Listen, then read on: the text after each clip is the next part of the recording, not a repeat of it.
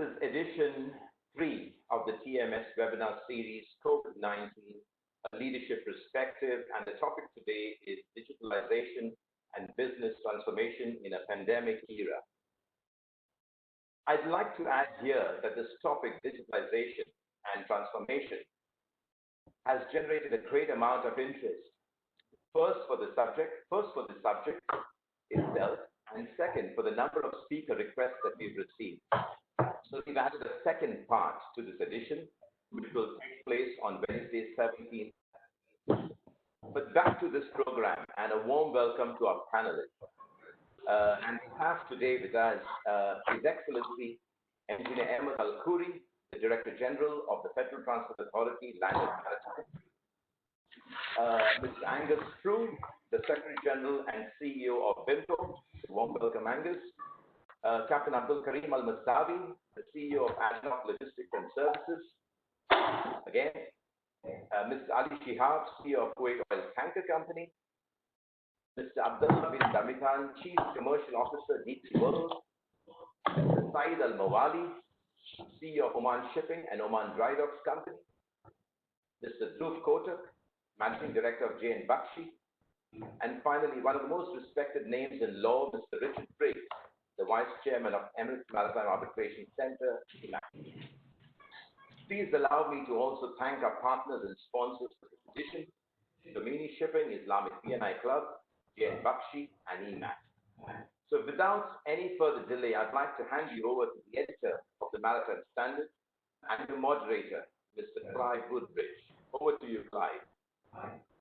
Thank you, Trevor. Thanks for those introductory words, and welcome again to all our distinguished panelists. Grateful for the time and the effort that you put into attending them today. And I'm looking forward to discussing with you the impact of COVID-19 on digitalization in shipping and business transformation more generally.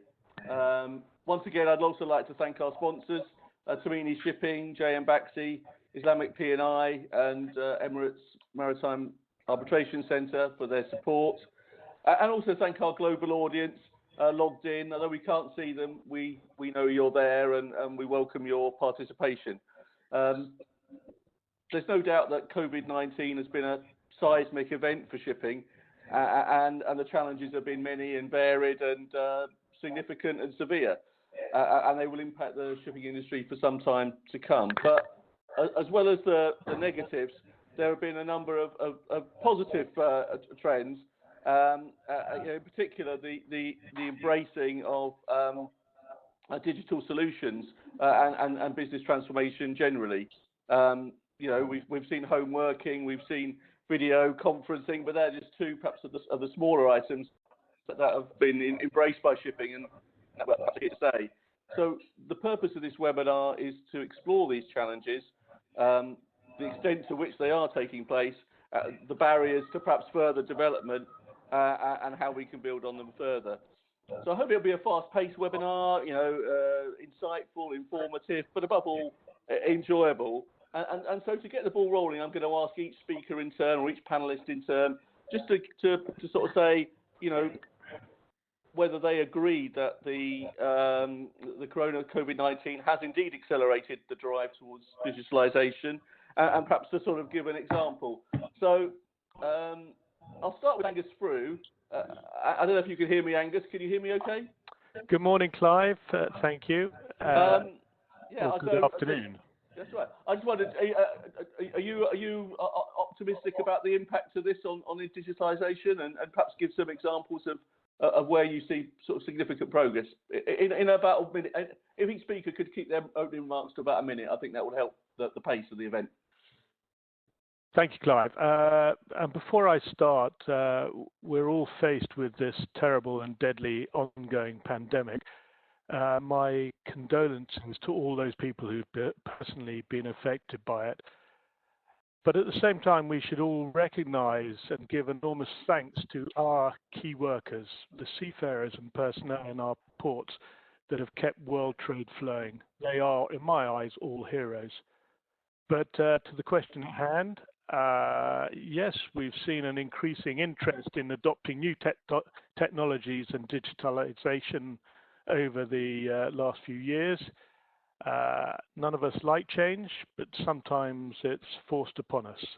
The pandemic has forced us all to find new ways of working, even us at BIMCO. It's definitely accelerating digitalisation and adoption of new technologies, and it's really demonstrated how quickly we can adapt and adopt new ways of working when we have no choice.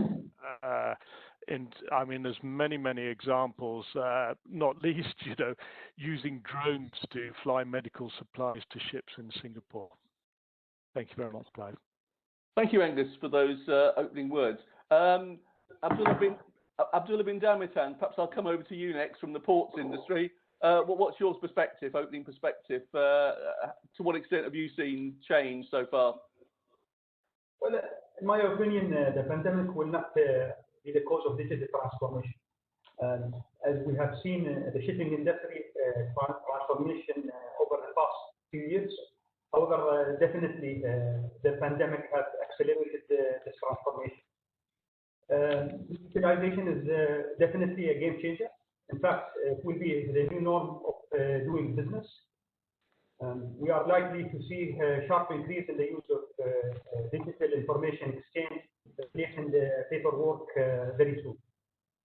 For us, in DDO, we have integrated with TradeLens just last week, a blockchain-based digital container logistics platform, and we aim to connect our entire portfolio, terminals, feeder companies, the logistics division, and enable a global supply chain ecosystem to replace any manual paper-based documents to blockchain-enabled solution. So the way we see it, our investment in the future will definitely be in digitalization and definitely in automation going forward after the experience that we have seen. Okay, thank you. Thank you for those opening remarks. I'll come to Saeed Al-Mawali now. Saeed, you've got a perspective both from a shipping and a shipyard point of view. To what extent have you seen change, do you think, as a result of the pandemic? I hope you can hear me all right. You're fine, thanks. Okay, so I think there is a big realization which you need to understand. It's the understanding of the potential of digitalization. There is a sudden realization by organizations that this thing can give us something that we can do, work in a different way going forward in the future. We've never been forced to use it, but now we're suddenly opening our eyes to the potential. Some companies that never wanted to modernize is going to be forced to modernize going forward. So expect a lot of change when it comes to remote working, when it comes to remote networking, when it comes to doing deals, even legal deals remotely. I think you should also expect a big change in the psyche of the human beings in terms of what do we do in the environment as a result to this. So you will see people wanting a lot more cleaner ways of doing our business, the logistics business, whether it is moving a ship from point A to point B, whether it is going to the last mile, whether it is repairing the ship, what kind of engines will be having these ships. All of that is going to change, even the way that people show up to work and how many of them in an office, the footprint of offices. I think going forward, this is going to affect us in many ways that we are just starting to only see the tip of the tip of the iceberg. Okay, thank you very much. Mr. Abdul Karim, I hope you're there and you can hear me. What would you like to say in regards to your initial assessment of the impact of digitalisation and indeed the way in which COVID is transforming businesses? Thanks, Clive, and thanks, Trevor, for inviting me again to the TMS webinar. Of course, as you all know, the shipping and marine logistic sector is going through a great transformation last year.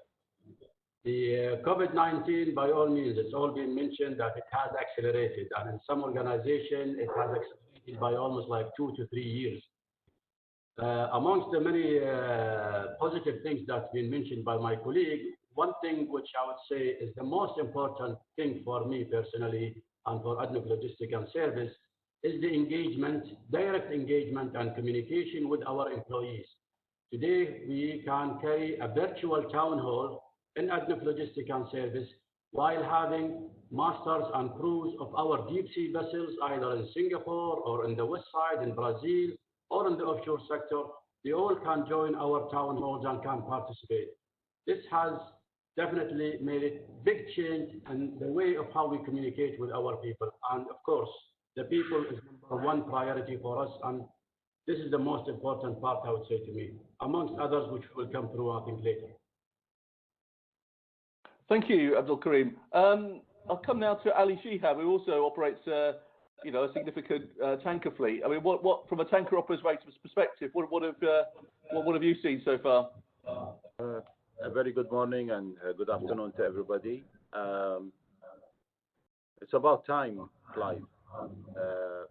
Basically, all what we have been gearing for all these years is just really having the infrastructure for the digital hardware and software, and then just waiting for the time where we say put the circuit breaker in and connect fully. So what is happening at the moment is something that we have been waiting for a long time. We need a change.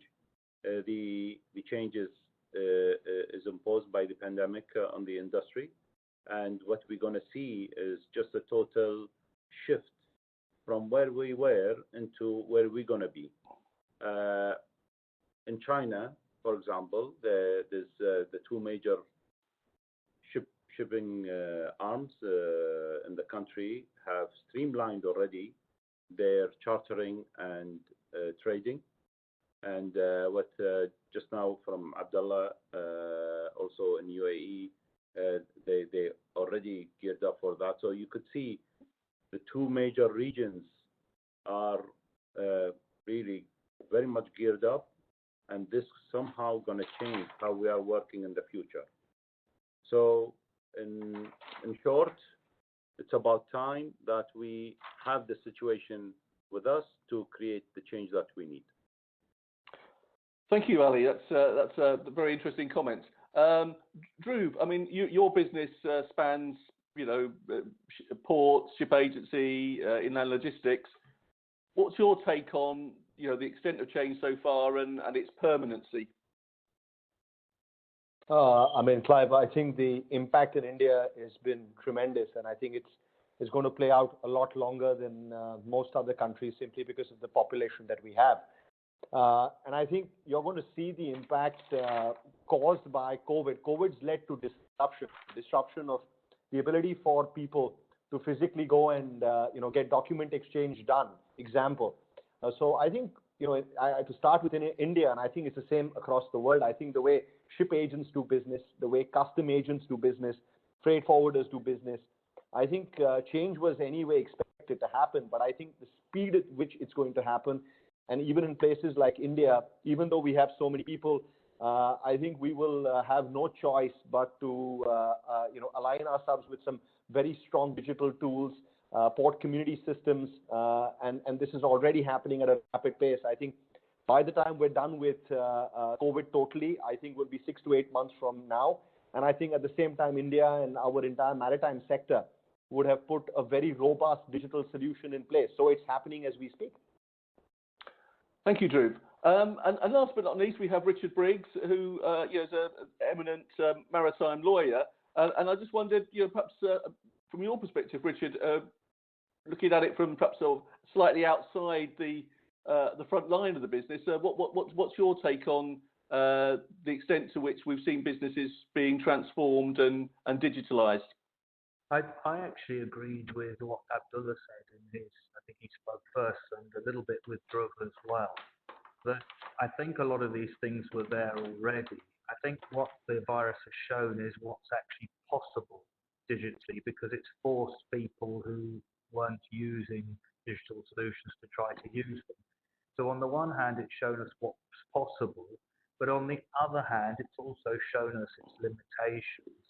And there have been so many examples, which maybe we can go in later, which frankly are expected to work and not working, which also causes people a certain amount of problems, particularly lawyers whose clients come and ask us about these things. So I think it's shown us what's possible, but it's also shown us its limitations. Okay, so I'm sure that's a point we'll come back to. You know that it's not all plain sailing, and that some of the solutions have perhaps shown the need for some improvement and some refinement, and I'm sure that's something that speakers and questioners will come back on. So I'm now going to ask each participant in turn a specific question. But if anybody after that person who spoke wants to come in, just let me know by putting your hand up or whatever, and we'll try and keep this as dynamic as possible. But I'll start with Angus Frew. I mean, we've heard there, some people are saying that the pandemic has been a game changer as far as digitalisation in shipping, and others are perhaps suggesting, well, it's just a short-term fix. People are using these tools just to sort of get by. What's your take, and what's BIMCO doing to try and make these changes permanent? Thank you, Clive. Just a bit about BIMCO. We are the world's largest international shipping association with around 1,900 members across 120 countries. And in tonnage terms, we represent around 60% of the global merchant fleet. In terms of members, they are owners, managers, but also we have a lot of others. We have brokers, agents, P&I, class, but even some ports. And our role is threefold. One is that we represent ship owners in the regulatory and environmental negotiations on an international basis, and we're an NGO at the IMO. What we're really famous for is developing standard contracts and clauses for the industry, and we also provide a lot of practical advice, market analysis, and training for our members. We have seen the industry as being somewhat slow and reluctant adopter of digitalisation. I think we've heard that from people across the board. To the extent that 3 years ago, we actually it became a key focus area for BIMCO, and there are a whole range of reasons that we're interested. It's an enabler of lower emissions, it increases efficiency, and it reduces the administrative burden. And during this lockdown and the risk of spreading the virus, handling physical documents is a problem beyond just the inefficiency of moving them around. So I'm absolutely convinced that coronavirus, like a lot of us said, is the launchpad, maybe the catalyst for digitalizing a whole range of shipping procedures and ensuring a more resilient supply chain. And actually, by coincidence, later today, you will see a call for action by the International Association of Ports and Harbours, and that is supported by BIMCO, and it really highlights the very urgent need for ports to digitalize their processes and data exchange. So what have BIMCO been doing? We've been working with the ports for a number of years now. Firstly, on implementing a single window for electronic data exchange between ships and ports. This is really important. From a ship's master's perspective, this has the potential to reduce the administrative burden on a ship by over 80% for port calls. The other one is that we've been working with the ports and others on facilitating just-in-time operations, which is really to allow earlier notification of availability of berth and port services. And this will in turn allow ships to what we've described as convert waiting time into sailing time, if we can tell a ship earlier that it's going to be due there in 2 days, 3 days time, and it will be at this time on that day, instead of what happens at the moment, the ship rushes to get to the port and here's at the last moment drops anchor, and it can actually then instead steadily steam to that port at a much slower speed, and it's good for in terms of risk. You haven't got a whole load of ships sitting outside anchored waiting to get into your port. But it's also been demonstrated that in some cases you could save up to 20% of fuel consumed, and there are also increased efficiencies from the port in doing this. So that's incredibly important. You know, we mustn't forget we still do have by 2050 to deliver our promise to the world that we will reduce emissions by 50% for the shipping sector. We see other areas. We see accelerated adoption of e-bills of lading. It's something that's been around since the 1990s, but people have been very slow to adopt this. Another area we see as ripe for digitalization is the very paper-based bunker delivery note process.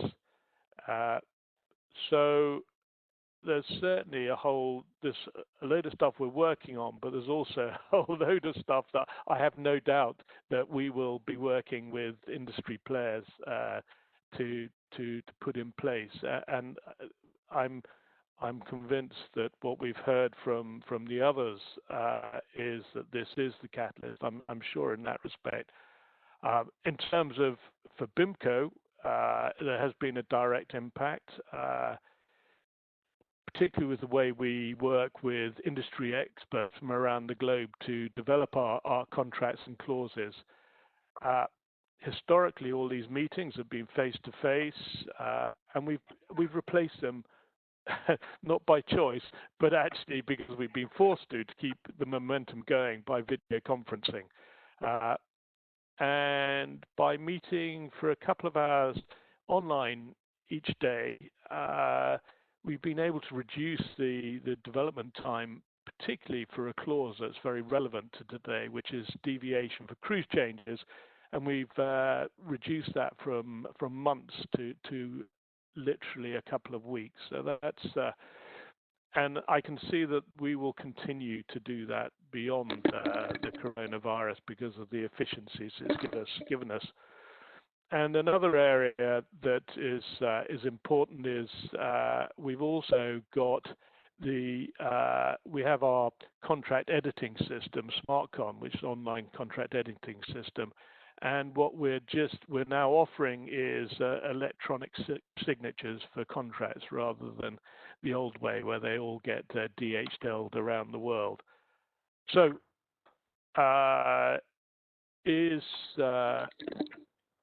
coronavirus a game changer or a short-term fix? I have no doubt it's definitely a game changer for the future. Well, it's a suitably upbeat note in which to end. There's plenty of things in the inbox for your successor, it seems, at BIMCO to take this forward. So I'm sure BIMCO is going to be a major player. And with that, I'd like to welcome to the webinar His Excellency Ahmed Al-Khoury, who's the Director General of the Federal Transport Authority in the UAE. Welcome to you, Your Excellency. How are you? Can you hear us?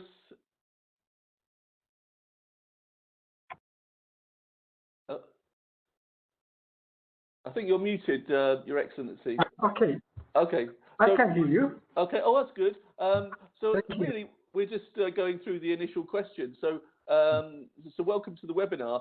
I know the FDA is very committed to digitalisation. I just wondered perhaps if you wanted to take us through some of the key initiatives that you've taken to both use digital tools, but also to encourage others to do so, and perhaps you know how that's been going.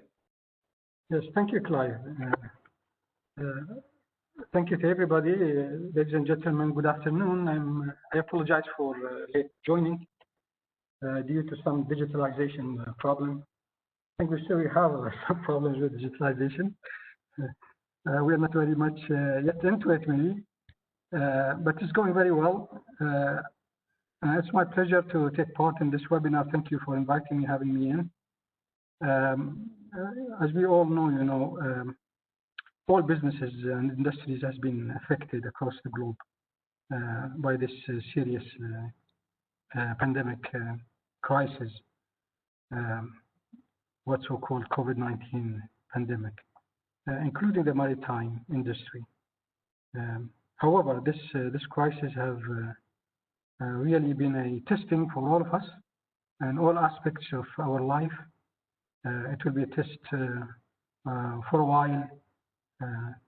Testing our capabilities, it's testing our systems, it's our resources, and even our working environment. But at the same time, it has created a great chance to revisit so many of these areas that we really need to look into more closely. FTA as a regulatory authority of the UAE on maritime.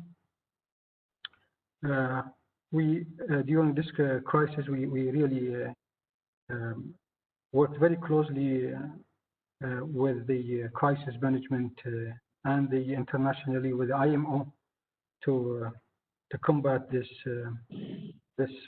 crisis. We have several circulars that we issued during this crisis, and among these were so many of precautionary measures such as facilitating ship crew changes in UAE, as well as some guidances relating to extension of certificates of seafarers and so on. But coming to digitalization, something inevitable now. We have been living digitalization for a while, but maybe we have been very slow. But this crisis is speeding up so many areas that we need to be digitalized. Among them is maritime industry. Maritime industry is very much is a very active industry, but on digitalization it's a bit slow. It's slower than some other areas, especially in transportations. But we here in UAE have, with the regional leadership in UAE, we have our ports are very much working heavily on digitalization. We know that DP World is working very intensively on digitalization and on the digital trade and so on. We have Abu Dhabi Port also. They have launched Maqta Gate. It's also a digital trade to ease and enhance trade and enhance the supply chain and logistics in UAE. We are working very closely here with the ports. We in UAE is investing heavily on maritime, believing the government and our leadership believe that maritime is continue to be an important economic hub for in the region. And recently, the government is investing heavily on linking all these ports with railways across all ports in the UAE, and even linking the land ports as well as the airports. And I'm sure this crisis will make a big change in digitalization and future business transformation in UAE.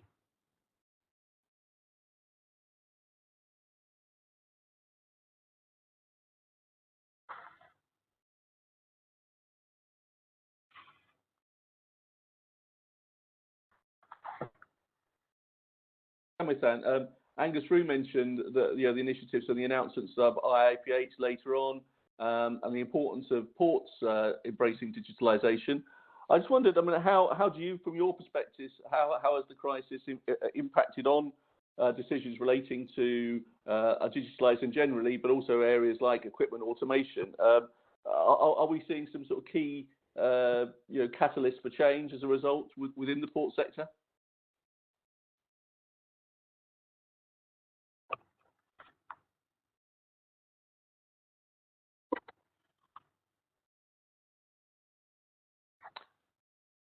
I don't think we can hear you for some reason. I don't know. You seem to be unmuted, but for some reason we can't hear you.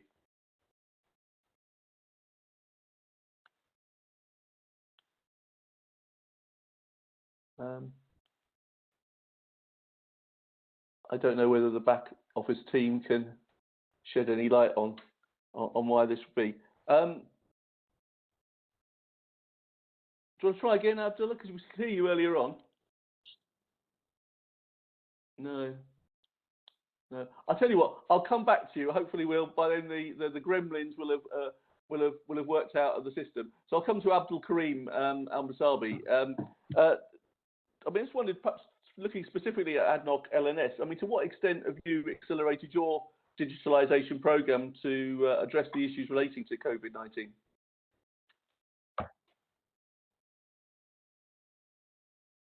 I think you're on mute, Abdul Karim. Okay. That's better.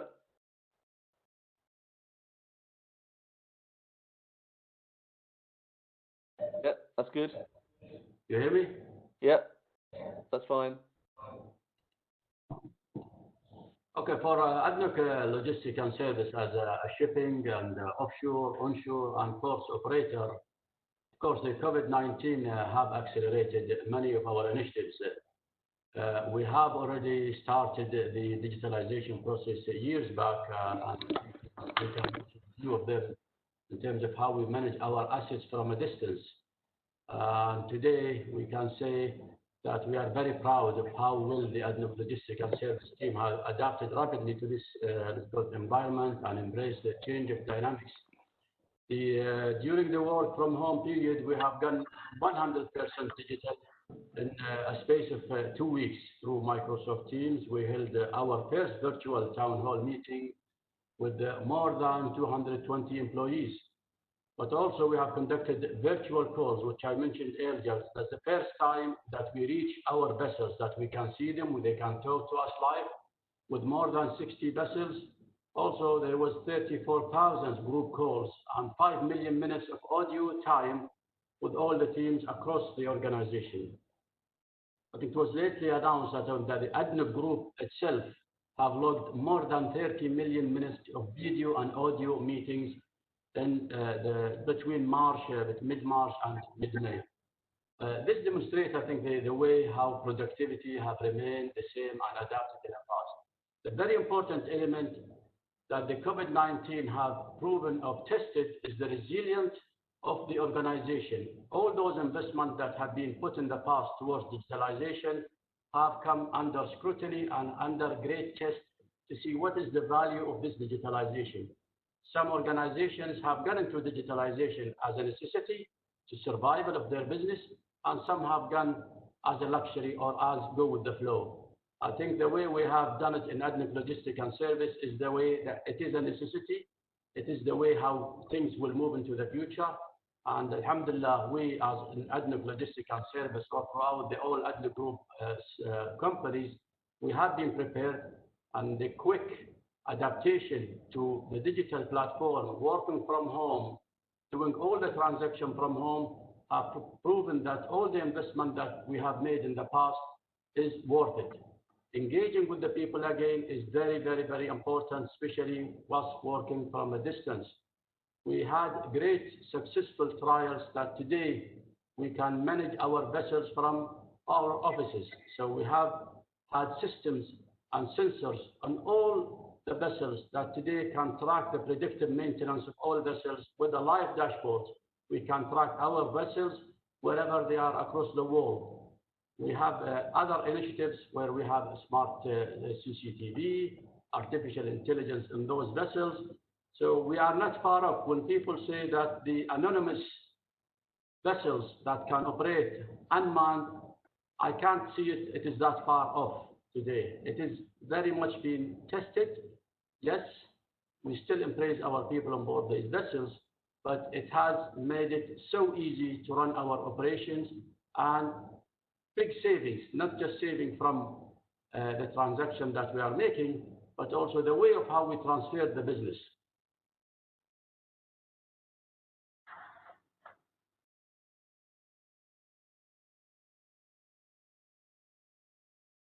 Oh, sorry. So what will be the next steps for ADNOC LNS? What's the future hold? Well, for us, we are continuing with our digitalization journey, and today we are actually putting systems on board vessels. There is a big project that all our deep sea vessels will be monitored by superintendents from the vessels. So you can see the whole dashboard of the whole machineries for vessels sailing across the world from the office. You can actually stop even compressors. You can actually look at the engines from the office itself.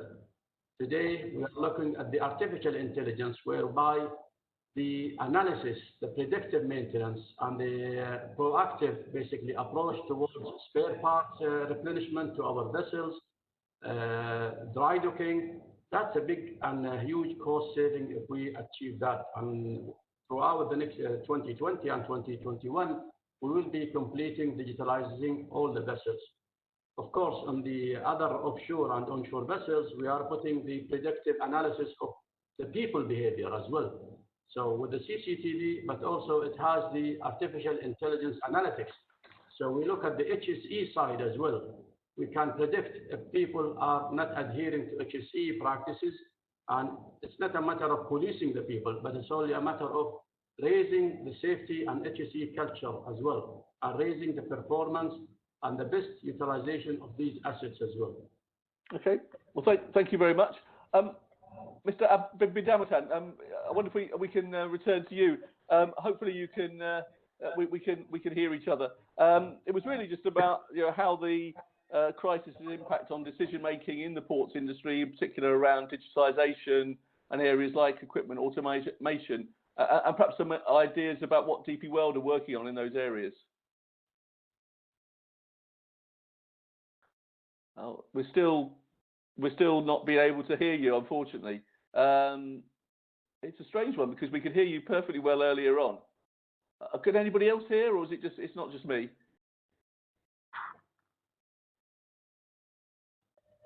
We can't hear you.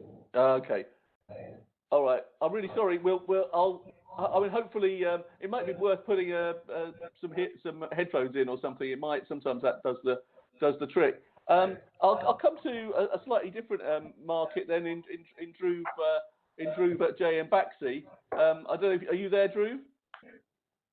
Yes. Yeah, I just wanted to know how in India is JM Baxi sort of using digital tools more extensively as a result of the pandemic, and what benefits have you seen?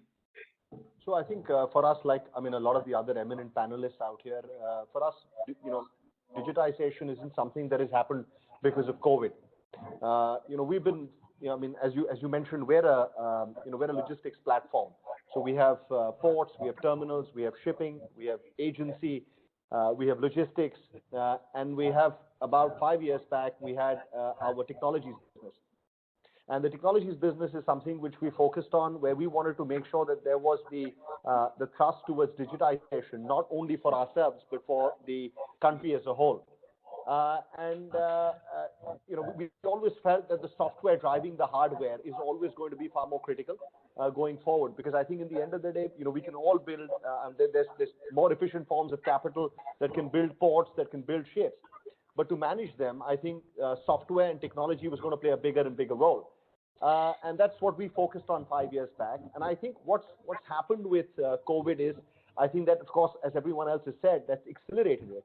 But it's also got us thinking in terms of, I think the timelines that we need to set to try and get this moving. So when we look at, for example, our container terminal business or our port terminals business, there was a limit to what was the physical access that a lot of the staff could do.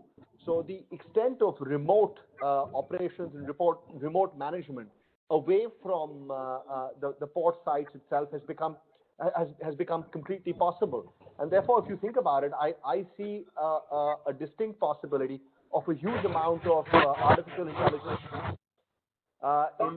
in port terminals and port terminal management. But I see that also that you will have a lot of remote working capability, and maybe not even in the same country. So you could be sitting in Abu Dhabi and managing a terminal from Abu Dhabi in India, or vice versa. And I see this, happening very, very quickly with the type of advent of technology which is there. And we are doing this. We're working on projects where we are creating central command centers in the center of India, controlling 9 or 10 different facilities of ours all over. We're building very remote boarding, ship boarding clerks who are ship agents who board ships. And we're building tools for them, apps for them, enabling them to go on board ships and finish a lot of the data entry, a lot of the filing work which is done. And then when I looked at what Angus was saying, and I look at the exchange tools that BIMCO and even the UN is putting together, I think a lot of change is underway already in terms of data exchange, and we are working on that and we're accelerating that, obviously not only for ourselves but for the country. We believe that a lot of new business models will emerge post-COVID due to the acceleration of technology that's going to happen, and you're going to see a lot of new businesses coming up and coming forward, which we didn't imagine a while back. Clive, can you hear me now?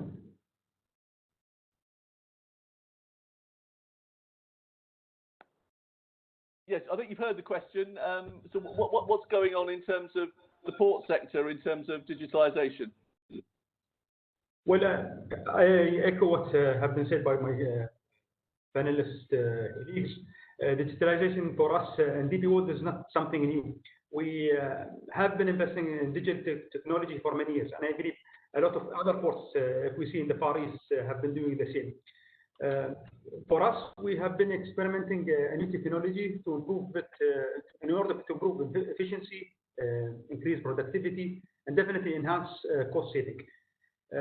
As far as I can remember, when joining DP World, at that time as DPA, we were the first, about 2 decades ago, to develop the EDI solution with the shipping line in this part of the world. So our latest investment is in our port automation. Was definitely a big investment, and a lot of people do see that a huge investment, but it really have paid good returns for us in terms of increased productivity level, cost reduction, consistency, which is very important for a lot of our customers, what to expect when they come to us in Jebel Ali. And most important and priority for us is the safety for our people.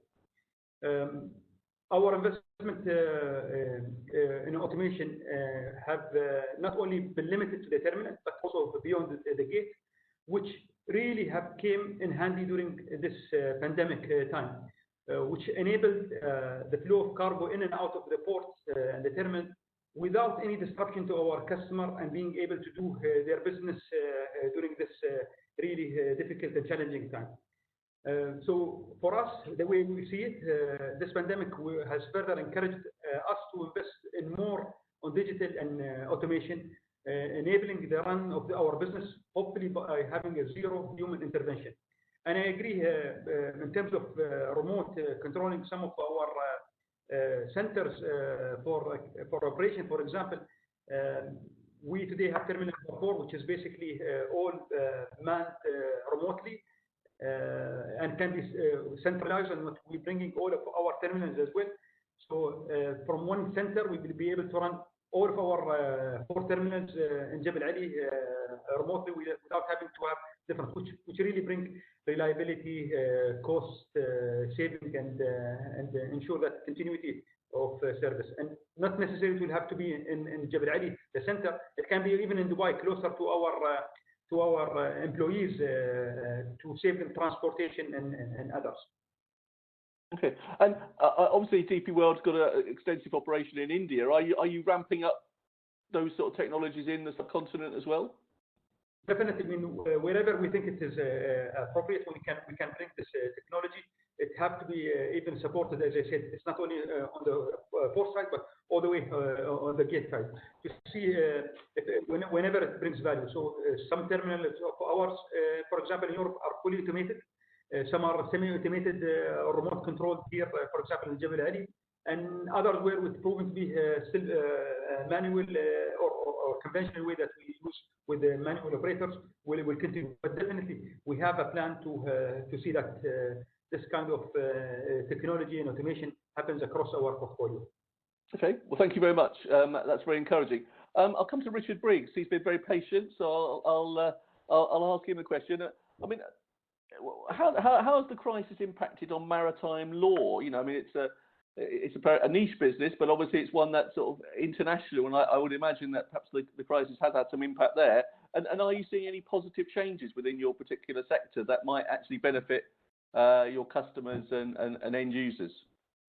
But it's changing the legal business enormously, Clive. It's changing it in many ways, not just the maritime legal business, but the legal business as a whole. I mean, if you start with the courts have become more digitalized, but hasn't sped up at all. But the courts, certainly the IFC, APGM, the Arabic courts, are able to operate without necessarily any physical presence in the courts. So that's something new. Of course, it does have to work. There are some problems. I'll give you an example of one of the problems in the courts.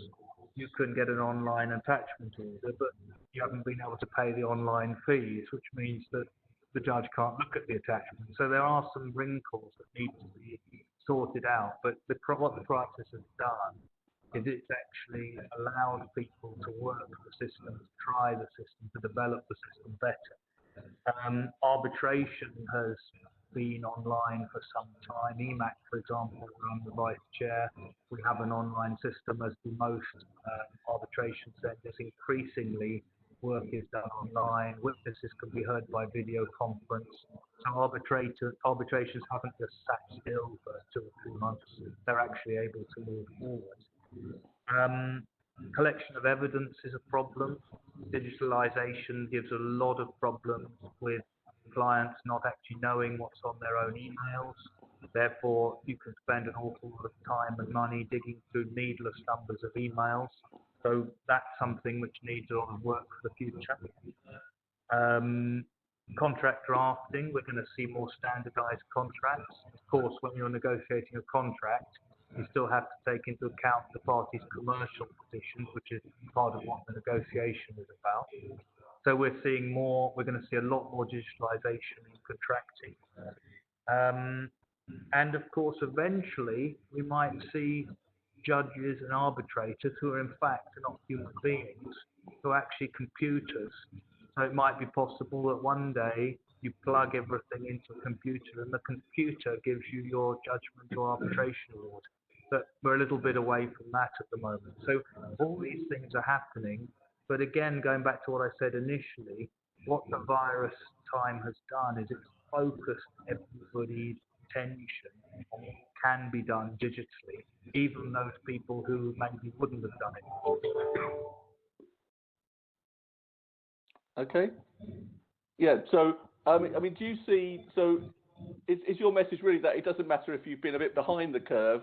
There's still the opportunity to catch up. Is that a key message? I think a lot of people have been catching up in a hurry, Clive. Those who are behind have had to catch up in a hurry.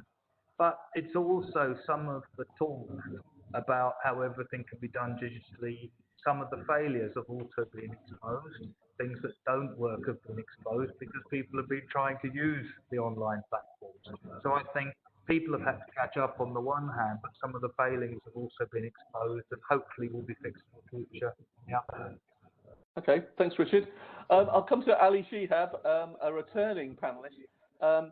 Ali, I mean, I know KOTC has been a big believer in digitalisation and virtual shipping. I just wondered perhaps if you could share some of the things that you've been ramping up over the last few months, and in particular, perhaps how you've been looking to use technology to embrace seafarers and their particular issues, but not just seafarers, but also how the ships have been operating. But I know that's a particular concern of yours, so perhaps you'd like to share your thoughts. Well, sitting here and listening to from the colleagues about everyone what they are doing, and it's amazing that how everybody is thinking alike. We are all basically doing the same thing in different ways. I recall here what Captain Abdul Karim just, the briefing he gave is just fantastic. You know, when you have that kind of analysis about how many minutes, how many hours, how many, and whether it is a voice call, whether it is a video call, whether it is the ads that has been done through the applications that you have in place, basically it shows and demonstrates the enabling and enablers. So you as an organization, you've enabled the system, and then when you look at the enablers, i.e. the agents, and let them be the users, etc., and then you could see that there is a huge effort and in success. You know, wherever you, why did you succeed in doing the task 1 or 2 or 3? Why have you succeeded in performing exemplary during this period? It's because that you have enabled the system and the having the right fundamentals in place. Now, everything that we are hearing is all about the power of knowing. The amount of knowledge that we are receiving on short time, and then for you to make the right decisions. And how do you make the right decisions? By, you know, whether you've received, what do we call it, awakening and awakening doing. And basically what you do, you get to know, and then you start passing the information again. As we're talking here, I've got 7 screens in front of me working at the same time, including the TV on the background with the news on. And I'm sure I'm not the only one. Everybody is doing the same thing. Nevertheless, what do you do with the information? So Abdul Karim, just before, he mentioned about the analytics. And I was talking this morning in our corporate meeting about the analysis, the data that I have received from using the MS Teams. And then what I was saying, and again, we're all thinking alike. And then we are doing what we need to do to uplift and make use of this pandemic. Remember, gents, we don't go back. So what's before is before, and what's the future is the future, yeah? So, but what we need to do is, how do we use this information to uplift and take our organization into the next level? This is very hard because of the people. Now, which people? The people who really do not know how to change, how to adapt to change, how to live with the new situation, and how really to make use of, you know, you need to resonate all what you are doing with all the team, whether it's on the ship, whether it is in the office, whether it is the T-boy, etc. The pandemic, it's only COVID-19, but there has been similar to COVID-19 way before, i.e. some countries never use any notes, money, or coins. Why? Because they are a source of disease transfer. And they shifted way long before into e-commerce and you know, you're paying by credit cards. There is no hard money exchange. And when we came into the pandemic, obviously it became, e-commerce became more widely used, yeah? But what I see as well is there's something else. You need to understand the technology, and you need to understand how it behaves. So if you remember, we talked about digital devices, Internet of Things, i.e. when devices start talk to each other. So therefore, you need to have a quick, like what Richard was saying before, people started to have crash courses, and they're trying to understand and to know, but this is too late. Most of the people that, you know, that we know, they are very IT savvy. Now, the makers of the equipment, they try to have this subject of plug and play. Things, you just have to open the box and then it will work. Why? It's just to go over the bridge of the barriers that the person does not know how to use the equipment. Yeah. Now that is over, but you need to get yourself up and running, learning how it works. So if I give you just a comical commercial that I have seen, it's about what do you do when things don't go well, like what we have just now. Mic's not working, you can't hear the person, etc. So there was a person who was sleeping. He woke up from sleep, and then he walks into his living room, and then he says, lights, comes on, TV comes on. And then he says, breakfast, and then the bowl comes in with the cereal and then the milk, right? And then he starts eating. But then messages, and then the message comes and he says, oh, you have a dentist appointment. Oh, good. So then he goes and he gets dressed, and then he goes to the dentist. Then he comes back, and the door also opens by voice activation. And he says, open door, but he cannot talk normal because he is still numb and his voice is different. But the door does not open. And then he starts shouting at the door. Then the door or the system called the police. And then the police came in and they handcuffed him and they took him to the police station. And that's quite a disaster. So what I'm saying here is you need to learn and know and how really you can work with this technology when it doesn't work. But there is, I will close this, my comment, but the right governance and what we just been mentioned about the legality or the legal framework, legal governance that we need in place, not mentioning the cybersecurity. Cybersecurity, the solutions will come as we go forward, yeah? That's what we've learned from the past. But as far as the legal framework, actually some work is needed there in order, because when you're moving into this digital world of financing and, approving procurements, etc., that's we are not slightly behind in this area. But again, the future is very promising. I close it here. Okay, well, thank you, Ali. That's most appreciated. Abdullah, you've got your hand up. You want to come back on one of those points? I just want to add, and I agree totally with Ali in what he mentioned, but it is very important. Investing in technology is one thing, but also it is very important that we look at the processes.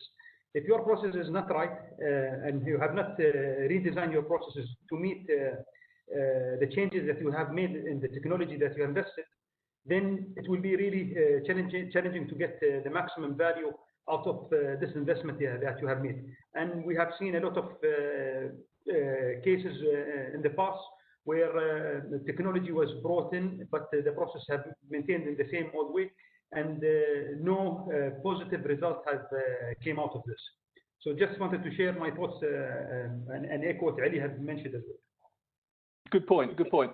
But perhaps before I move to the break, I'll ask anybody in turn if they've want to come back on any of the comments they've heard. I'll start with Your Excellency, Mr. Al-Khoury. I don't know, any other, do you have any comments in relation to anything you've heard so far? Well, very interesting points that Ali brought up. And I think I agree with him, that we need to work on the new generation. And of course, digitalization has to have a better regulatory framework. We need a better governance in our system. He mentioned the cyber security, and that's an issue. But that, of course, that's a technology, and that will be overcome easily. But changing people is the challenge always. We don't want the old generation in the maritime, leave the work, and the new generation who are not mature enough in understanding the maritime industry and the maritime culture. Just go out and these will take over without transferring the spirit and the culture. We need both. We need the new generation. We need the old generation. We have to work on the the old generation. Maybe I disagree a little bit with Ali that okay, there are some people they don't want to change, but it has to be like a must to change. We don't have to convert them totally, into a new young generation, but at least they can understand how to convey the knowledge, to the new generation. They should know the language of the new generation, at least a little bit of that language, so that they can convey the message.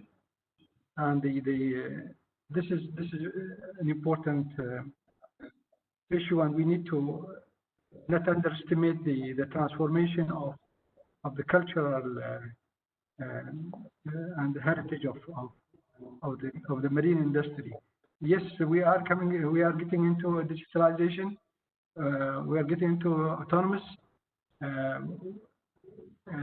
Both sex, boys and girls, will be working in this environment from remotely, and they don't need to be on the field anymore in the future. But at least we want them to be very naturally handled this heritage. Okay, thank you. Angus, I think one point that both of the last two speakers have raised is around cyber, and I guess one of the issues that digitalisation might raise, in theory at least, is a greater risk of cybercrime, and I know that's been a top issue for BIMCO over the years. Do you feel that we are going to have to review the whole the cybercrime, cyber protection issues as a result of greater embracing of digital tools? Oh, for sure, we need to. We at BIMCO were the first to get into cyber, in particular on board ships, and that's where we focused, because of course everyone's commercial back offices have the same problems as any industry, quite frankly, and but cybercrime is a huge problem. Historically, we've seen ships that quite frankly are very, very low on technology. But what we've heard today is it's really beginning to see this incredible use of big data to and being able to drive the ship remotely. I mean, these are all things that we've seen in other industries which we're embracing, and so particularly ships will be more at risk from cybercrime in the future. But we all have our commercial systems also that we see repeated successful attacks even on big name players within our industry. I did have one other point which I thought Ali made a really good point about we can't go back. That's for sure. One thing we've not really talked about, but we are a global industry, and each people like to have their own solutions and develop their own solutions. But in truth, we need global standards. If we don't have global standards, then digitalization doesn't work for a global industry, and that's one of our sort of mantra at BIMCO is, and it's a boring topic, but it's something that is absolutely essential to delivering systems that work across the world for our global industry. Thank you. Thank you very much, Angus. Saeed Al-Mawali, you've heard various comments here. Is there anything you wanted to come back on before we go for our break? No, you're okay. I mean, Richard, we talked a bit about cyber issues there, and I guess for the legal industry, that's a key topic as well. Cyber security is a massive problem for the legal industry, both for the law firms who are scared that confidential information may be leaked. But I think it's also, as a litigator, you see the money that's stolen, and what often happens is that it's not big sums of money they're taking, it's small sums, but it's way too expensive for individuals to chase monies where they've been conned or tricked or hacked out of their bank accounts, for example. And I think more of the stress has to be put on the cyber platforms, companies, and particularly the banks in terms of chasing down some of the criminals. If it's left simply to individuals or governments, it'll never happen. So I think the emphasis has to change with cybersecurity to force the companies who are offering these platforms to actually follow some of the crime and not just leave it in the hands of the individuals who suffer the loss. But that's a personal view. Okay. Abdul Karim, we haven't heard from you for a while. You've heard from all the other speakers. Was there anything that any of them said that you wanted to sort of perhaps come back on or elaborate? One thing I think Clive and our colleagues here, I think which we need to focus on going forward as well, which is how we praise this technology and digitalization and how to basically look after the welfare and the well-being of our staff on board vessels. Those people whom are working for months and months on board vessels, that digitalization and the transformation, the evolution, there are, I would say, much less initiatives in order to look at that aspect, the well-being, the welfare of the people. So today we should look at how we expand the bandwidth so that the people can communicate with their families. So how could we establish video conferencing between them and their families as well? And also less paperwork on board vessels that will ease up their preparation when they come into ports, the day-to-day reporting to the head office.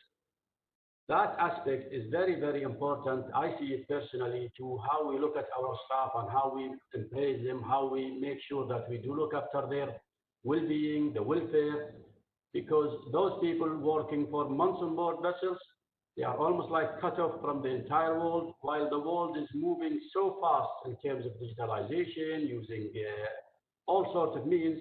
The people on board vessels are well behind. So that needs to be brought up and being under huge focus on how we bring these people in almost like standards where they can communicate with the outside world.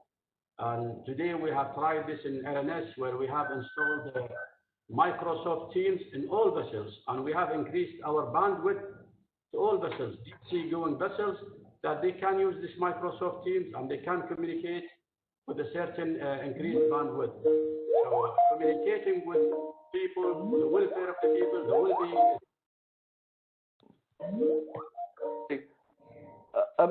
Saeed, I think Saeed Al-Mawali, you wanted to speak. I apologise if I misinterpreted. Are you there, Saeed?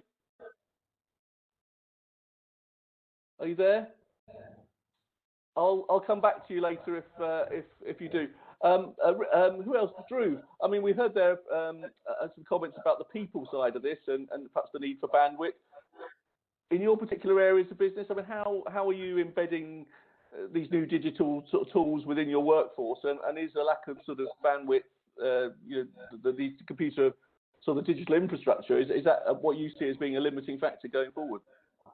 Clive, before I address, there's just one point that Angus raised, and I just want to bring it up in this forum, and also since we have His Excellency here as well. But I think it's when what Angus brought up was the need for standards. And again, I think I would just highlight one point, and we're seeing this in India, but I think most countries, the moment nations and governments adopt the same standards, what you are doing is you're connecting to a single uniform global digital world.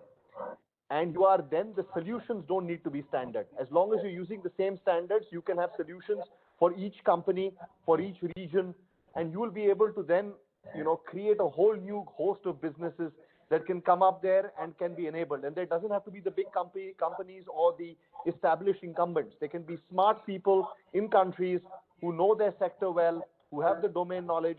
And I would say, governments, decision makers, politicians, they must take note of standardization. I think BIMCO needs to work more with various governments to get them to adopt these different standards in their ports, in their jurisdictions. This will lead to creating a flurry of technology solutions by various people, young and old, to to be able to solve it. So I just wanted to add on that point. But Clive, coming back to bandwidth and providing this, I think, what we see is that India, because of our Prime Minister, we have had a focus on digital India. We're already 4G.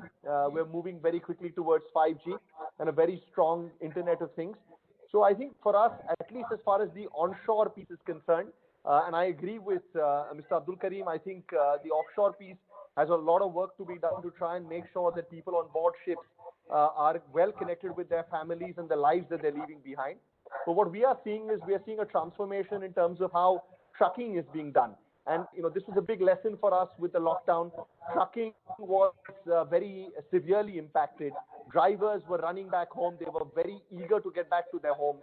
I think digitization can and will play a huge role in terms of making sure that they are connected and they are not having to stay away from home for long durations of time and remain connected with their family at all times. So I think this is something that Mr. Abdul Karim has brought up is relevant not only for the offshore space, but for the onshore space as well. Okay, thank you, Drew. I just want to return to Saeed Al-Mawali. Saeed, are you there?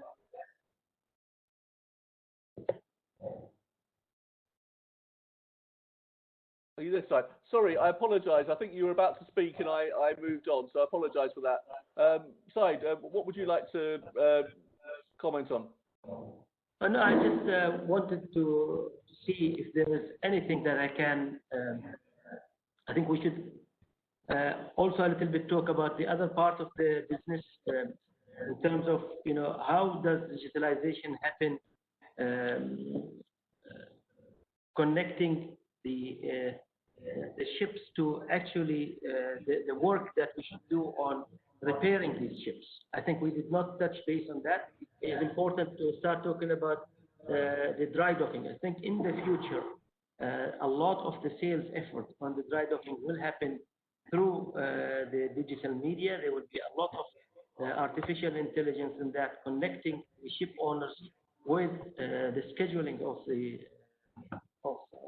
of dry docking and connecting the supply chain departments of these ship owner companies with actually the sellers of the dry docking services. And a lot of project management as well when it comes to managing the new builds will happen through the same media. Okay, well with those comments, I think it's time for us to have our mid-webinar break. I think we've covered an awful lot of ground. I think the message that I take away is that the majority of our panelists do feel that COVID has pushed digitalisation to a point where it is a game changer, that the future will be different going back to the past, that people who, the first movers, that do not necessarily have an inherent advantage because maybe those who are starting from a sort of lower level can actually build things that are fit for purpose and actually more relevant to the new normal. But we have issues around embracing people, bandwidth, cybercrime, all these other issues that we have to be aware of. But I think there's an encouraging consensus that the crisis, while it's been terrible in so many other ways, has actually sort of pushed forward the digital agenda, and that this will have a permanent benefit. So I'm now going to ask for there'll be a 5-minute break while we play some messages from our sponsors, Tamini Shipping, JM Baxi, Islamic P&I, and Emirates Maritime Arbitration Centre. So if I ask you just to stay still, when we return, we'll be having our question hour, when we will be fielding questions specifically from members of the audience who've been sending questions in, some of them for specific members, some of them for all of you. So if you just sit tight, we'll have an interesting and fast-paced session afterwards, addressing some of the issues that have been picked up on by our attendees. So with that, it's time for our commercial break.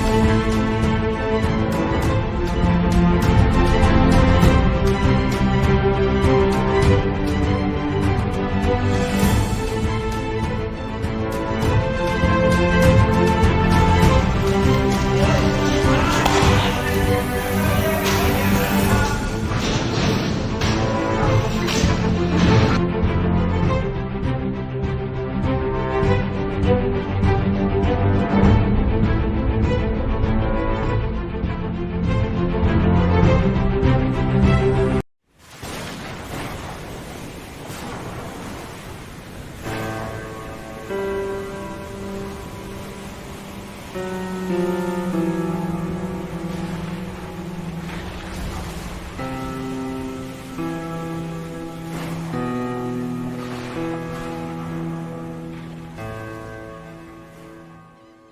at our most prepared, danger is inevitable when we are floating into the belly of the beast. At Islamic P&I Club, we make sure you evade even the inevitable. Fly with us over the tides.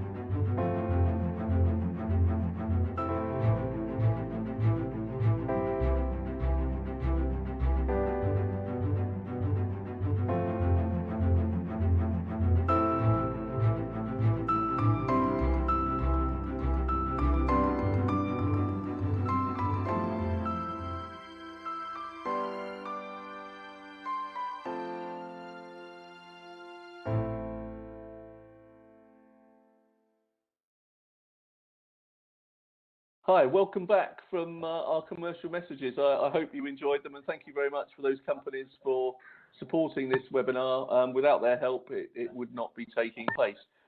So I thank again to our global audience who've been listening in intently and have come up with some very interesting questions which they've sent in. The first question I have is going to go to Saeed Al-Muwali, because I know that Saeed may have to leave us shortly. So this is a question from Conrad Prabhu, who works at the Oman Daily Observer. He says his question to Saeed is, following the recent integration between Oman Shipping and Oman Dry Dock, what is the roadmap for consolidation and growth going forward? And what role will digitalisation play in that process? So, Saeed. I think the integration is done for two reasons. Understand that this is not straight, it's not a merger, but it's an integration done for two reasons. One is cost reduction and at the overheads side, and this is top management, the headquarters, etc. of the two companies. But more importantly, it's also about the revenue side of the business, because we firmly believe there is our shareholder, common shareholder, believes there is a lot of opportunities for common business development projects when it comes to basically offering new sales or new products to the market. We think this is possible. There's a lot of potential there. In terms of digital focus, the focus will happen on the way that we do our sales, because that's one of the areas that you will see a lot more deployment of specifically AI tools and the likes, big data, etc. But also you will see the digitalization going forward in terms of the way that we manage the fleet of the ships. That's basically, especially things that will help us with the triangulation. Basically, the more efficient deployment on the various routes, be it for the Oman container lines, or be it for the bulk carriers, liquid or dry. Okay, well, thank you. I'll ask you one more question from Amir Al-Balushi, the Port of Duqm company.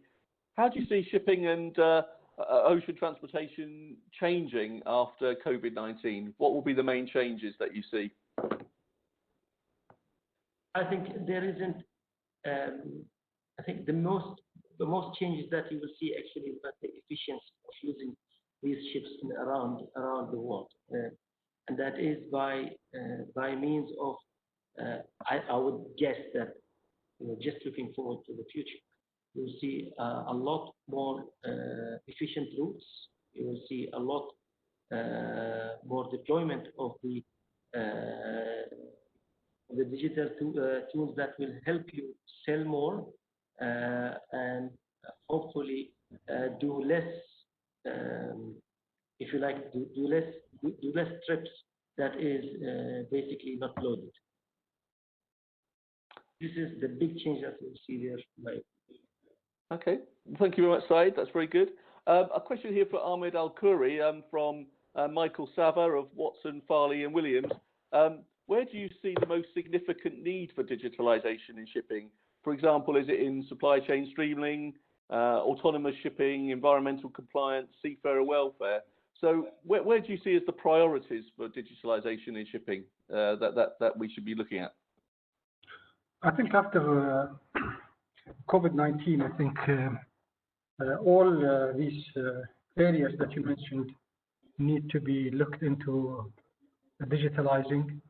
I'm sure that so many institutions working today into expediting on digitalization, introduction of digitalization, not only in ports or in vessels, but also in all systems of trading and supply chain and logistics, so that the trade can flow easily, and integration between all ports, not just seaports, is going to be the future. The future will be more based on digitalization to ease to trade with very efficient logistic services.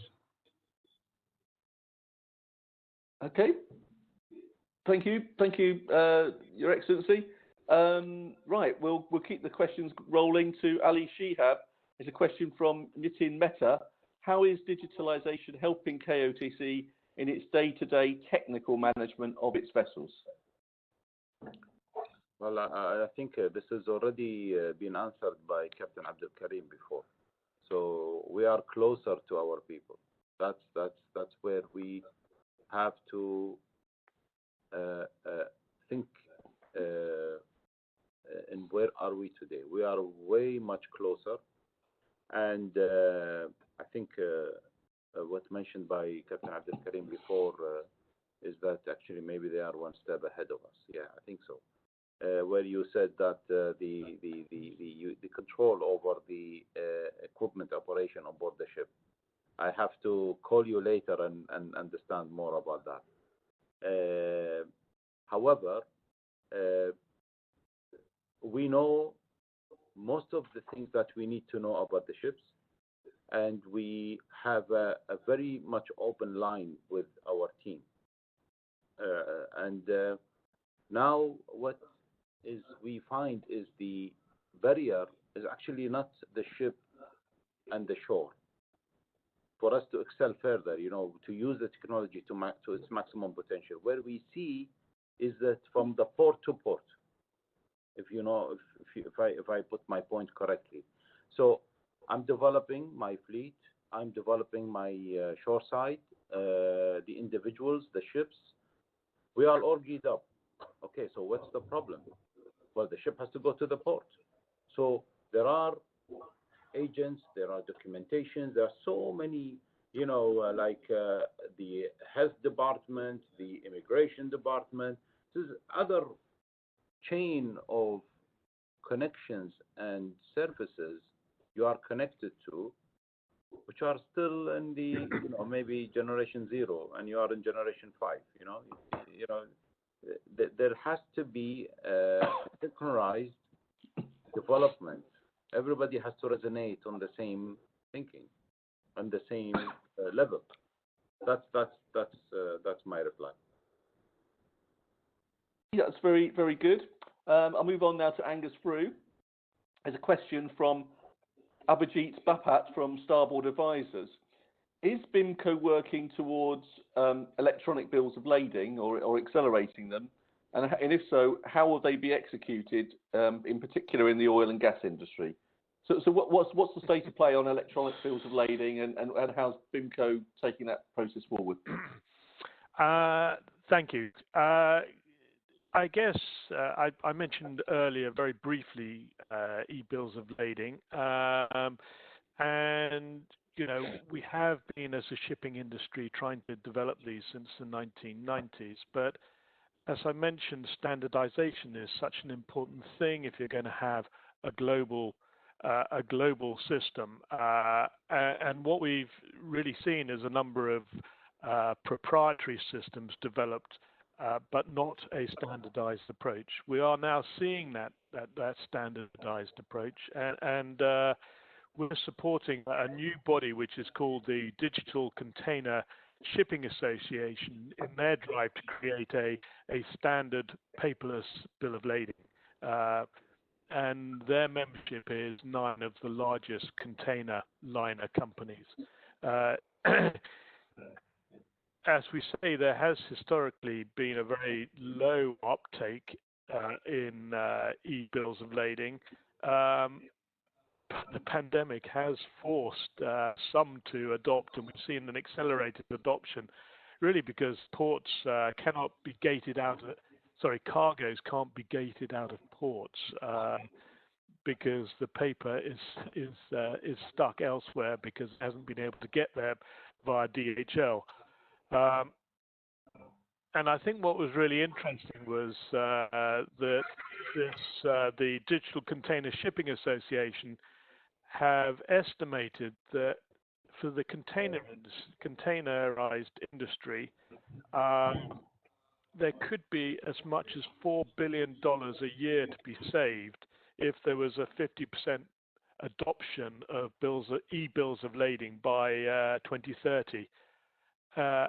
And in terms of adoption, if you look at e-airway bills, which were introduced in 2010, they have already achieved a 68% adoption for air freight. So, yeah, I think that is to come. I think we're seeing accelerated adoption of that. Standardized approaches, what I mentioned earlier, is so important to this. And I think for the oil and gas industries, it's going to be particularly important, first of all, to ensure the integrity of the bill of lading, and secondly, its availability at the port of discharge. So I guess reducing the risk for all parties involved. I hope that answers your question. Very, very comprehensive answer. So thank you very much. I now have a question for Abdullah bin Damithan from Shailendra Shukla of the KDU Maritime Group. His question is, smart shipping requires data exchange between ships and port authorities, but in a cyber secure mode. I think we've covered this a little bit, but how is DP World moving towards this vision of smart shipping, smart ports, but making it safe to do so? I believe this was addressed, but for us in DP World, we have legislated for this over the past 2 decades.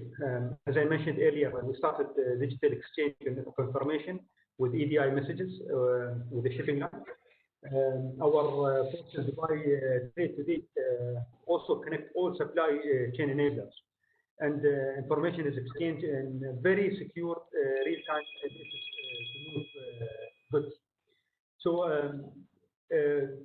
going further, and I think for the future, and the announcement that was mentioned last week with our cooperation with TradeLens, this will ensure exchange of information across partners, not only local, but in the global supply chain, and a very common blockchain platform for the industry.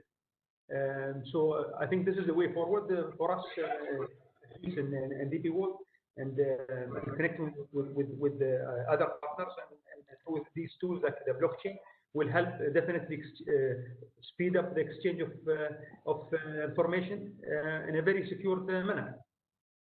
Another question that was raised by another gentleman was around different types of systems developing locally in different countries, and whether that might harm trade.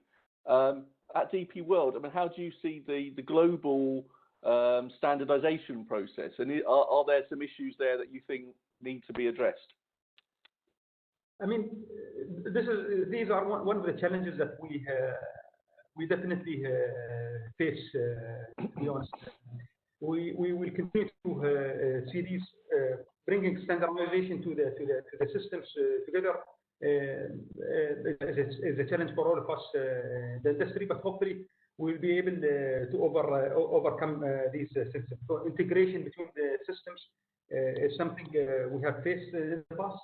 Different, even data security in terms of data storing as well is something need to be looked at. Some countries do put these barriers in order for protecting their own local businesses and the likes. Okay, thank you very much for answering that supplementary question. This is a question for Captain Abdul Karim Al-Masabi. It's from Thompson John of Aquametro Oil and Marine.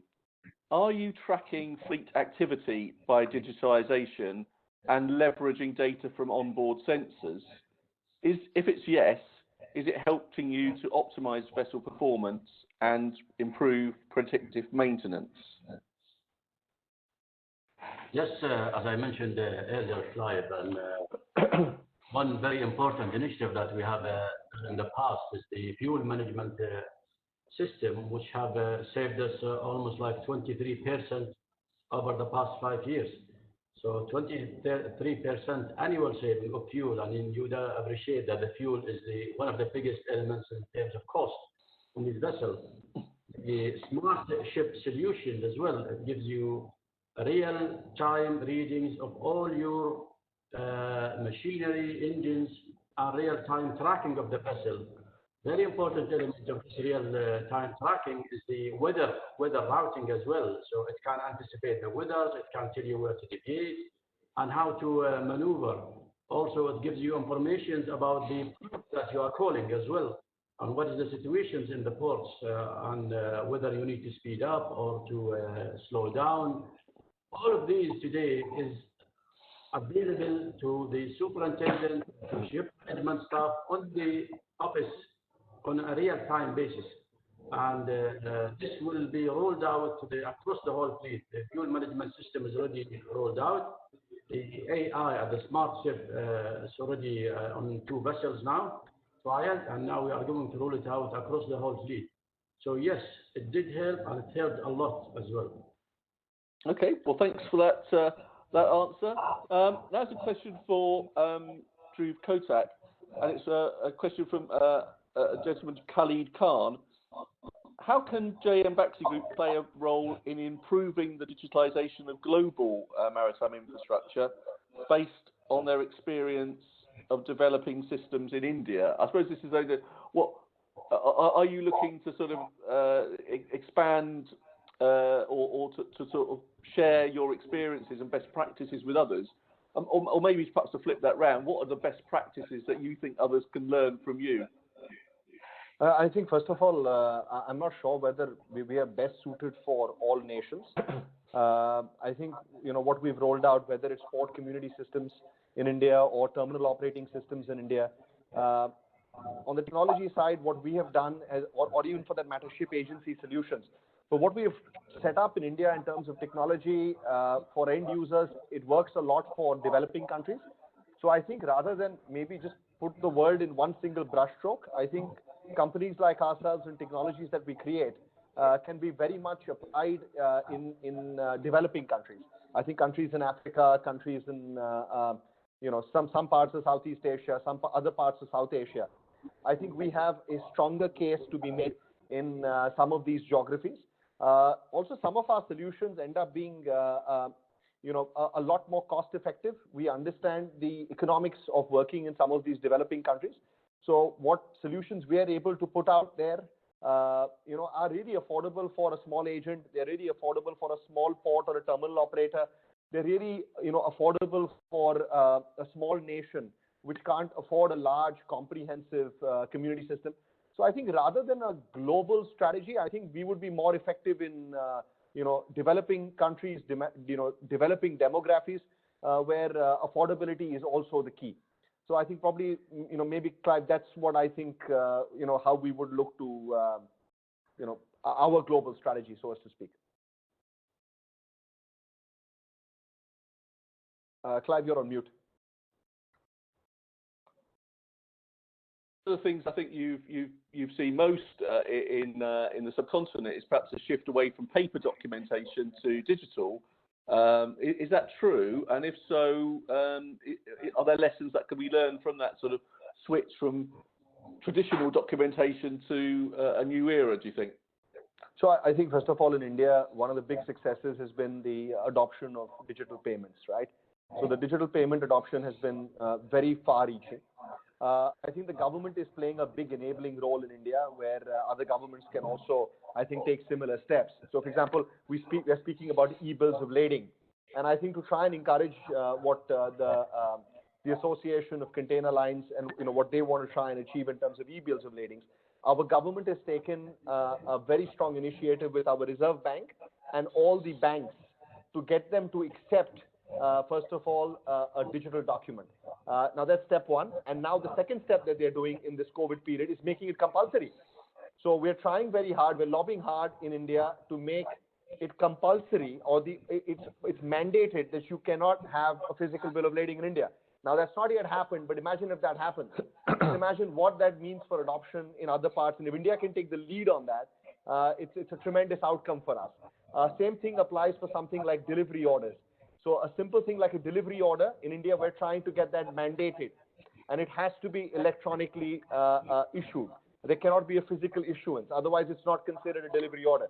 So we're looking at a couple of mandating norms along with acts of parliament to try and expedite the journey for digitization. And again, I still feel, I mean, this is a big experiment going on in India. If we are successful on this, I think we will end up being one of the nations through mandating will probably be ahead of the curve of a lot of more advanced nations compared to India, and hopefully win on the digital race in terms of making India one of the more competitive locations to do business in. Dhruv, could I just ask you a question as Richard? Sure, Richard. Are the Indian government willing to take on the risk? For example, bill of lading fraud, even with conventional bills of lading, delivery orders, there are risks involved with it. People get sued when it goes wrong. Are the digital platform providers willing to take on the risk? Or are they going to be like banks, which simply use digital platforms to take on less risk? So my question for you is, who takes on the risk of compulsory digital system for bills of lading? So I think, Richard, that's I think very, very valid question, and this is the one area where we are, for the people who are pushing for a digital platform, this is one area where we are receiving a lot of pushback. Having said that, I think what's changing now is the amount of adoption that shipping lines and the platforms that they are working on, which they are having accepted, platforms which have either bills of lading, electronic bills of lading platforms which are insurance-backed, or bills of lading documents which are electronic in nature, which are being issued by the shipping lines. The moment they are reaching a degree of acceptability and backing by the shipping line, I think the insurance question gets solved. Having said that, I think, Richard, this is one area we receive a lot of pushback from the shipping lines yet, which indicates that they still haven't reached, I think, a degree of insurance backing or a platforms which have received that type of insurance backing which is needed. So, Richard, point taken. But I think, again, the government would look to have the electronic medium and the insurance linking to that passed back on to whoever is the issuer of the same. Okay, thank you. Okay, Richard, it's your turn now. I have a question from Rohan Shetty. And it hi, Rohan. Hi, Richard.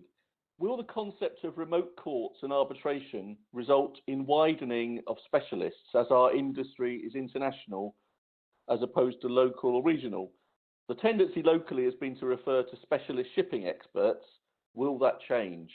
So I think he's asking is, will digitalisation, make a shift between specialists to generalists within maritime law? Is that how you understand the question? I think that's what I understand it to be. Yeah, I mean, I don't think it'll make that much big difference, because it's just a means of submitting your claim to courts or arbitration. So if you want specialists, one of the advantages of arbitration is that arbitrators who are specialists in maritime are available on a worldwide basis. Some courts have specialist judges, but ultimately whether you're going through a conventional submission of documents manner or an online platform, it's still going to be the same judges who are looking at your claim, whether they be experts or not. So I'm not sure that will make a great difference. I think it will in arbitration, particularly where it will be possible to arbitrate using arbitrators in a much more remote way. So I suspect that will change more in arbitration, although of course courts are operating online already. But I think most courts would prefer to go back to not doing things like trials or interviewing witnesses online if they had the choice. Okay, thanks, Richard.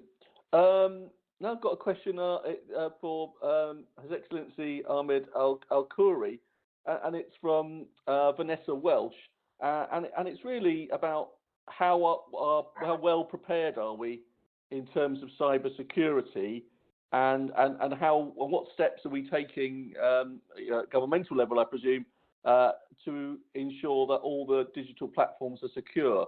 I mean, does the FTA have a digital cybersecurity program underway, or are you looking at doing one?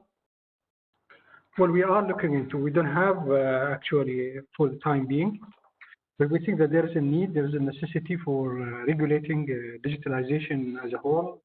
Digitalization transformation is going to be very holistically taken by all maritime sectors activities, and we do need to look into that. We are working closely with the authority, the telecommunication authority, on that respect. As I said before, the more we are into digitalization in our systems, like some of our ports already been into the like Abu Dhabi ports, they have introduced this Maqta, and that's also one of the tools that information can be very much controlled. But we need furthermore to work on regulating. The IMO is working. We are working closely with the IMO on that aspect as well. There are joint efforts on that, and we hope there will be something out soon on cybersecurity, because without it, as we are pushing towards autonomous and automation of operations, there is a need for better controlling on information, so that will not be in the future a new risk. Okay, thank you, Your Excellency. A question for Angus Frew, and I'm not sure I completely understand the question, but I'm sure Angus will. It's would BIMCO consider including ODR stipulations in BIMCO forms? I presume you know what an ODR stipulation is, because I'm not sure I do. Or will we witness new forms that meet post-pandemic requirements? So I suppose the idea is, does the COVID-19 mark a sort of watershed where we're going to start seeing different types of forms introduced in standard contracts and so on? Actually, well, ODR means online dispute resolution, and I think Richard was talking a little bit about that. The courts are already having online or virtual proceedings, and accepting digital evidence and digital documentation, and arbitration can also be done virtually in the same way, and I think that's really interesting, because there's a huge saving in travel time and cost for two parties that they do have a virtual arbitration. You don't have, you're not flying the arbitrator over to the country where the proceedings are happening. If it's a European having an arbitration with an Asian line, there's a huge cost in getting the two together. but what they're talking about is BIMCO forms, and I think he's implying that at BIMCO, have we considered including ODR as in our dispute resolution clause? And actually, we're suddenly faced with all this, and we've not really thought about that as yet. We haven't had any demand for it as yet, but we'll definitely look at it and see if there is a requirement within that, because we're actually reviewing our dispute resolution clause at this very moment. So thank you for that idea from the question. Well, that's good. Yes, so it's always good to have suggestions, and it sounds like a very timely one. So thanks very much for that. Next question is for Abdullah bin Damitan, and again, quite a topical one, I think, because we've all seen drones appearing in various areas of our lives. And the question from Arif Azar of Aerodyne is, how do you see aerial drone services helping port maritime operations in future? Well, when it comes to drones, we are piloting this in different ways. We actually are using drones today for our traffic management within the port road. But thinking beyond, there will be possibility even to use it for monitoring safety and enhancing security. And maybe just to give an example, drones can be used for channel enhanced safety, for example, for the ships entering and out, and also could be used as a thermo scanner to detect crew and so on. So definitely, I believe there is a value of using drones, and we will definitely continue to explore this in the future, wherever we think it is possible to bring the drones in. Okay, thank you very much. That's a good answer. This is a question for Ali Shihab, and it's from somebody called Fauzan. A number of people have asked this question, and it was really around what effect will digitalisation and the changes in the industry affect on cadets joining maritime companies? Will they be only slightly affected, or is this going to have a big impact, the changes in digitalisation, on the way in which they are both inducted and the way they operate on board? So what changes will cadets see? That's, I would say, life is good for them, no problem. But I would like to share with you this. Can you see it? Yeah, we can see it. So we're having on Thursday a fleet webinar. So the same like this one we have now. So these are pictures of two cadets as well. So and that's going to be on Thursday, 31 vessels around the world, and we're going to time it Thursday. I think it's 1 o'clock or 12 o'clock, and we're going to have this kind of a discussion. So if you imagine what world we are living in now, there is no barriers. The coronavirus, COVID-19, wiped the old history and making a new history now. If anybody walks through that door and he says, sorry, I cannot do this, and you say, okay, go back and rewrite everything that you have done and come back to me, because that's where they change. That's what's happening. So cadets, everybody flew back from the UK, and they are all here, and they have 100% online study. So what happened is everybody adapted. That's the universities, the colleges, the administrations. I'm talking about the whole environment within the university have changed. So automatically, the cadets have benefited. So therefore, now they are doing the online studies, and we are supporting them with everything possible, just to ensure, because this is all related for their career, and they have to be ready for the next stage, i.e., depending on where they are. Are they going to be soon after doing the whatever phase they are in, complete it, go to sea, etc. So it's going as normal, and remote study. Okay. Well, thanks very much. And I've got one question for Abdul Karim Al Masabi, and it's really around: are autonomous ships likely to be a reality, and if so, what time frame?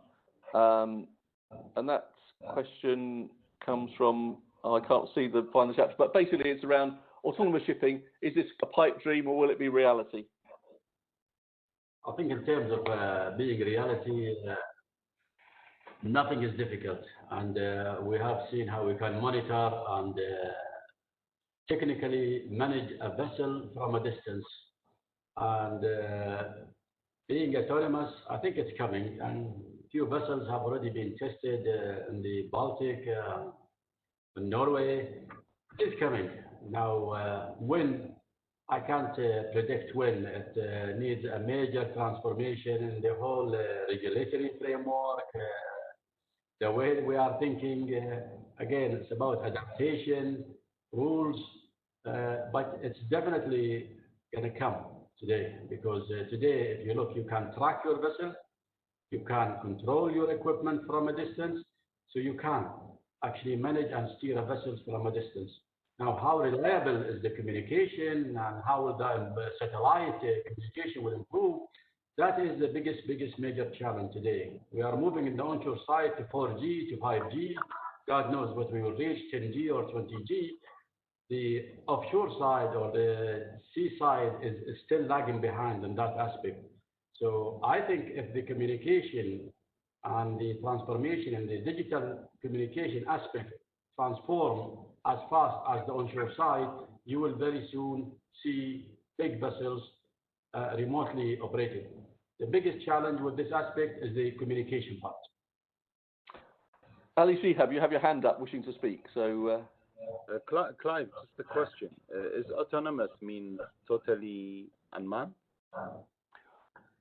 I think that's what most people understand by it, but I suppose there are always different shades of grey, aren't there? You know, so the question is, you know, there's still going to be people on board the ship, so autonomous, you know, like when we have unmanned, we go unmanned when sailing on the vessel. So at 5 o'clock we change over into unmanned and we go and do our business, and then come back at night and do the round. But maybe from the navigation or the wheelhouse, maybe it's a breakthrough for them. So maybe we will have an unmanned bridge. But still there'll be people on board. Okay. So I'm now going to ask a question. The question was posed by Mubarak Al-Hosni of Strategic and Precious Metal Processing, but it was really to all panelists, and it was around leadership skills. So you're all leaders in your particular organisation, but I just wondered, you know, has the crisis meant that you've had to develop different leadership skills, and in particular, has the sort of increased digitalisation of the business or the transformation of the business so it's more remote meant that you've had to sort of look again at your leadership skills? I mean, perhaps Your Excellency Ahmed Al-Khoury, in terms of leadership within organisations, within governments, what impact has this had, and what lessons do you think need to be learned? Well, there are a lot to be learned from this crisis, actually. If you go to any book of leadership, you know, and the skills needed for leadership, they're all the same. I mean, they all talk about same areas of leadership skills that needed for a leader to be leading a group, a team, or an organization. But I believe always, you know, that leadership is by example more than just by those criteria that are set out in books. Those are very important, that need to be understood, to be aware of. But I think it's always been by example, and it would continue to be like that. And the corona, the COVID-19 has shown, you know, some very good examples in the organizations. When we explored, we saw, you know, some of employees, you know, that have got, you know, very good skills set by example to their team, and as you know, the people working at the Maritime, they are in the forefront, and that was very clear, you know, how they can be a good example in sacrifice and in the hard time like this one. Thank you. I mean, Drew Kotak, I mean, you're leading a multifaceted business. How has it altered your leadership skills or leadership approach, would you say? Sorry, again, I think I'll just go back to repeating what Mr. Abdul Karim and Mr. Ali said. I think, thanks to the entire digital medium, we have 3,000 direct employees and we have 15,000 contract employees.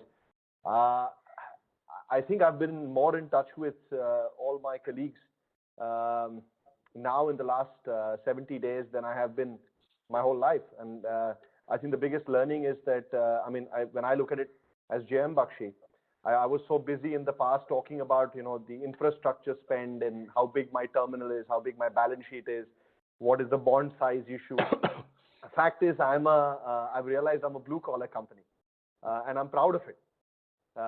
My employees, my drivers, my crane operators, they are far more important than me. I'm stuck in this room for the last 70 days running a company. We've been growing at 40% versus last year, and that's only because of these guys on the field. And we are in touch with them. They are performing. We are continuously now in touch with them. That's the thanks to technology. A very small thing on a personal note, now every Saturday for the last 6 weeks, we have a family day. And we choose one of our locations, one of our terminal locations, and all the family members along with all the operators, they come and we have 150 people on a webinar like this, and the children are performing, the family is getting a chance to interact, and this is important because in the end of the day, it's a realization for people like us that business is about people, and especially in our sector, it is people who are on the field. So this is my biggest lesson, and I hope not only is it for this period, I hope this lesson is for life. Good. I'm sure people will echo that widely. Abdullah bin Bitan, what leadership, what changes to leadership requirements have been evident as a result of the COVID pandemic and the digital era that it's ushered in? I think, adapting to these changes is very important. This is a leader skill that everybody has, but it really have put it on the test. Communication and motivating people when you are remotely away from how do you communicate effectively, and definitely as my colleagues have mentioned, technology have really helped to ease of doing this, and now we are able to reach more people in the organization than we did when we had to be in the office with these technologies. So I believe these are two main elements during this period which we have gone through. Okay. Abdul Karim, do you have any comments? Do you have any thoughts on leadership models that are appropriate now? Yeah, Clive, I think one thing needs to be mentioned here, especially in the UAE. We are very blessed with a great leadership that we have within this country, that whom have appraised the digitalization and technology a long time ago. And if I remember transforming the whole government into a digital government, all these initiatives have actually drove and pushed all the organization within the whole UAE to move that pace. So today it is not a choice or something luxury that whether you want to adapt digitalization or technology, you must go as fast as your government is running. Today, our leadership within this country are actually on the digital mood, and they are appraising this technology everywhere today. Yeah, you can do all your government transactions today in Abu Dhabi or in Dubai or wherever you are in UAE just by using a simple mobile phone. You can pay your fines, you can go to the court, you can do everything by a mobile phone. And why is that? It's because of a leadership style that we have within this country. So this has been translated to all the organization within the whole UAE that you must adapt. And Roop has mentioned that how the transformation is happening maybe in a quicker or faster pace within India, and it's because of the mandate of the government. And this is what we need to do in standardization, and this we need to have the big bodies, either government, regulatory body.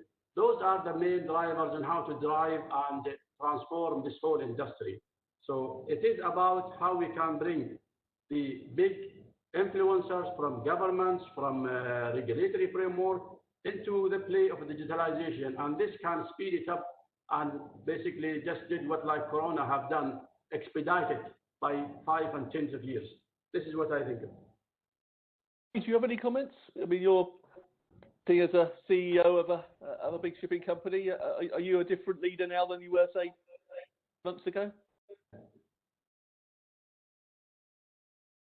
Oh, sorry. Can you hear me, Ali? I'm here. Your leadership be seen and felt. Very simple. So, in troubling times, your presence must be seen through the activities, the involvement.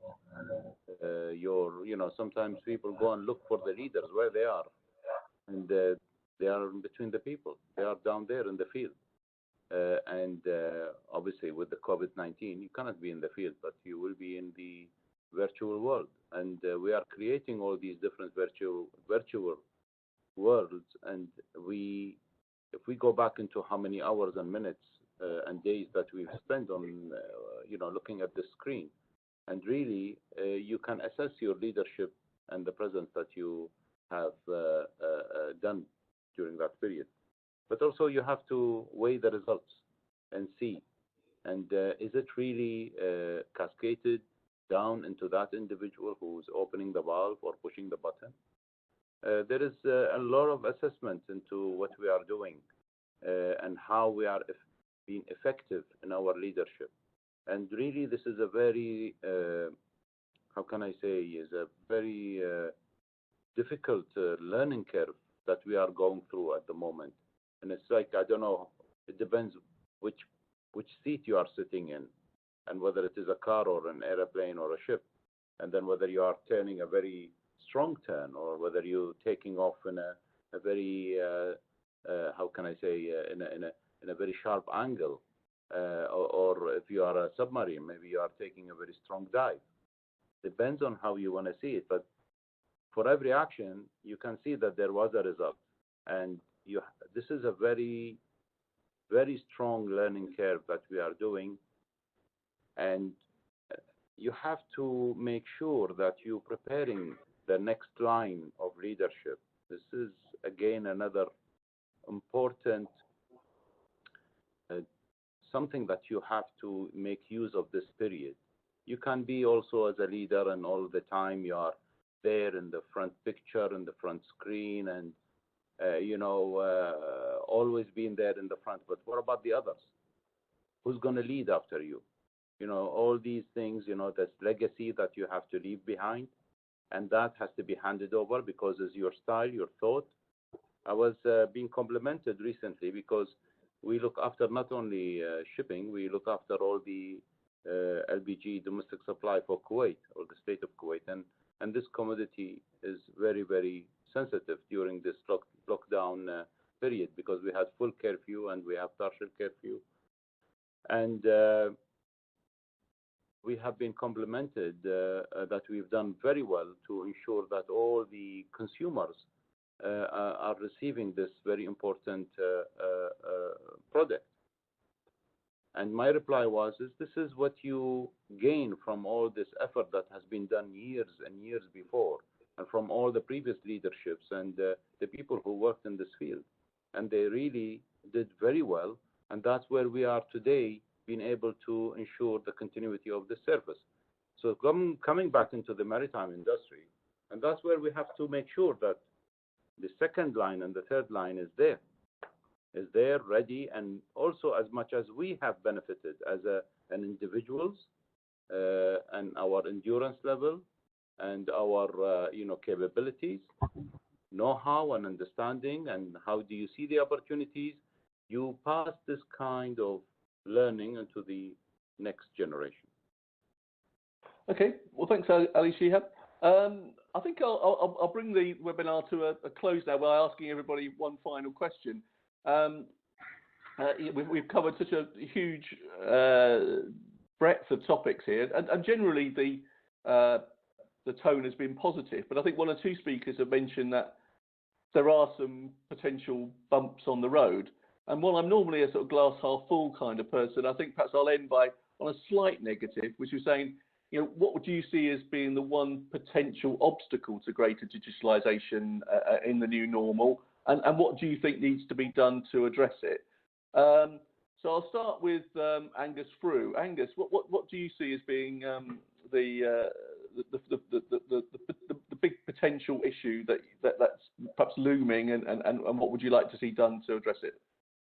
I'm not sure it can be addressed, but what I see is that, I think we're going to go into a big dip in global GDP, and it's only going to be a gradual recovery. And most of the major shipping sectors are driven by growth in GDP. So it's not a good outlook for shipping going forward. I know the tanker sector's had some very good times, but if I speak to my chief analyst, Peter Sand, he'd say, well, that will be coming to an end, and it's going to be very tough times. And of course, investment in digitalisation requires money, and that's going to be in short supply for a lot of the key players, sadly, to invest in technology moving forward.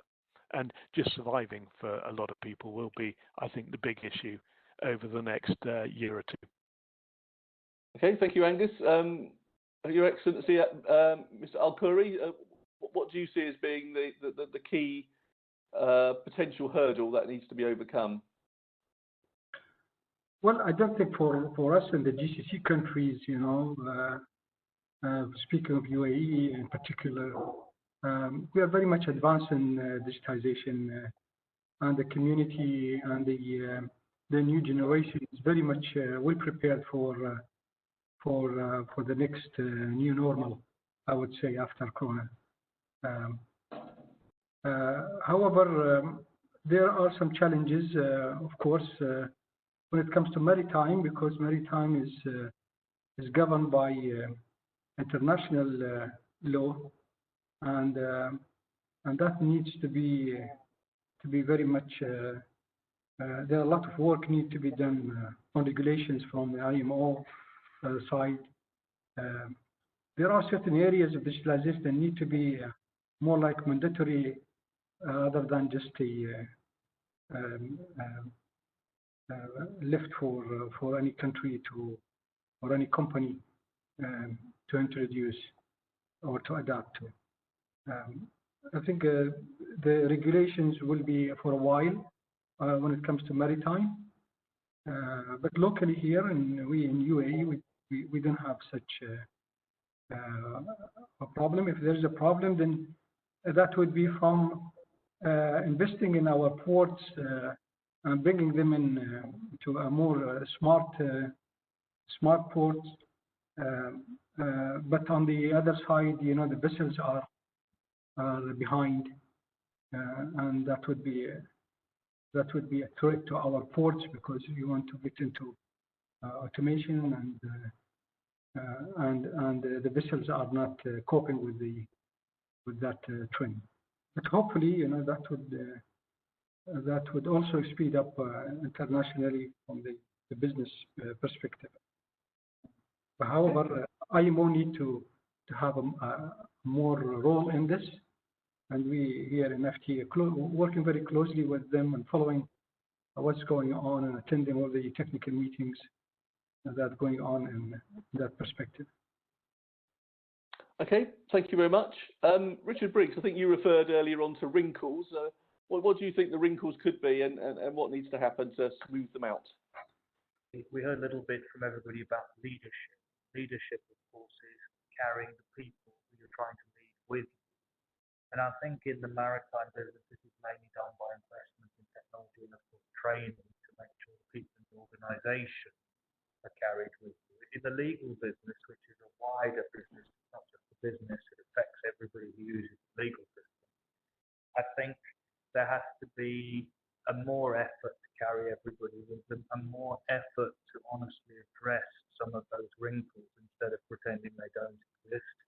For example, let's use the UK as an example. It's all very well to pretend that you're going to have a tracking system on everybody's phone, but not everybody has roaming on their phone, and the system doesn't seem to work.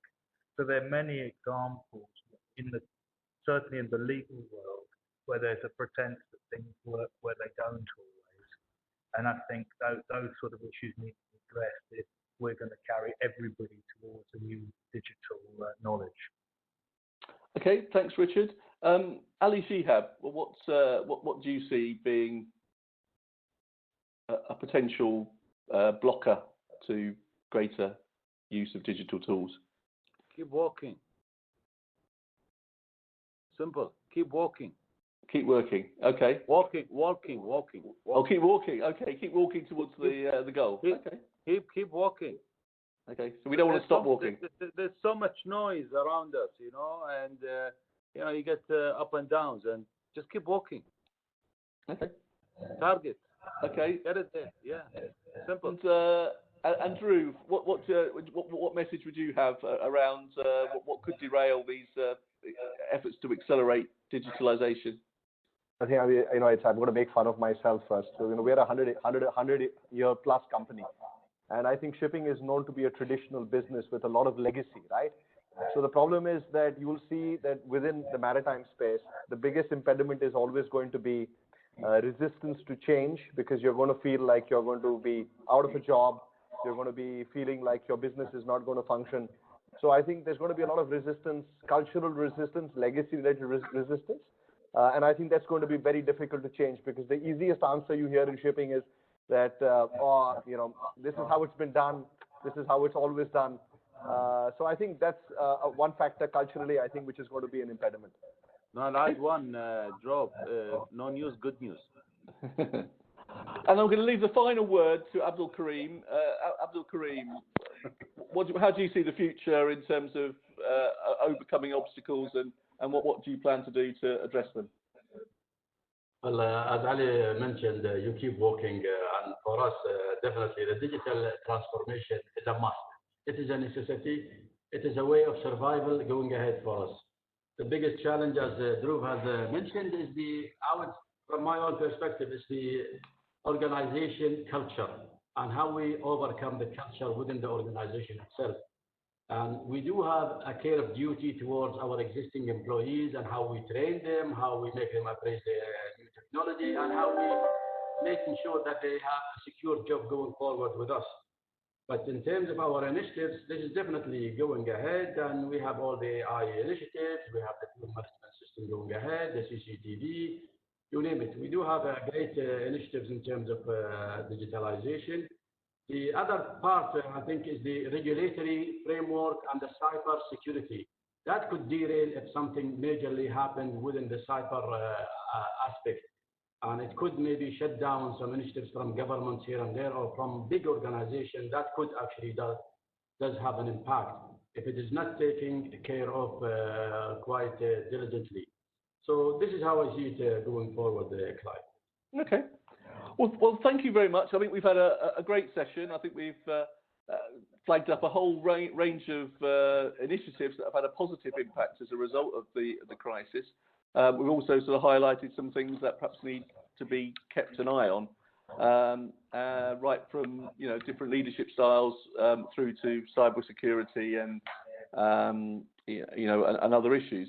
So I'd like to say thank you to all our speakers, to His Excellency Ahmed Al Khoury, to Angus Frew, Richard Briggs, Drew Kotak, Ali Shihab, Abdul Karim Al Masabi, and Saeed Al Mawali, who unfortunately had to leave a bit early, and Abdullah bin Damathan.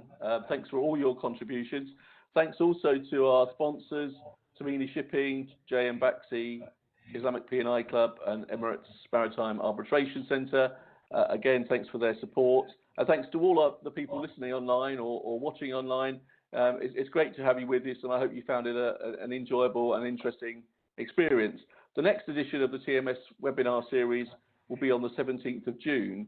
We had such a large amount of interest in the digitalisation and business transformation theme that while we won't copy this one, we will probably do something on a similar topic to address those issues, because I think it is something that's really struck a chord. So put the 17th of June at the same time. same virtual place in your diaries, and we'll look forward to seeing you then. So in a little while, the webinar will close. When it does, you'll be redirected to a survey, and if you can, just let us spend a few moments to let us have your feedback, because we want these to be valuable to you. We want them to be better every time, and I think your input will be invaluable in that. So with that, I'd just like to declare this webinar closed and say thanks to everybody for attending, and look forward to seeing you soon. And in the meantime, please stay safe. Thank you. Thank you, Clive.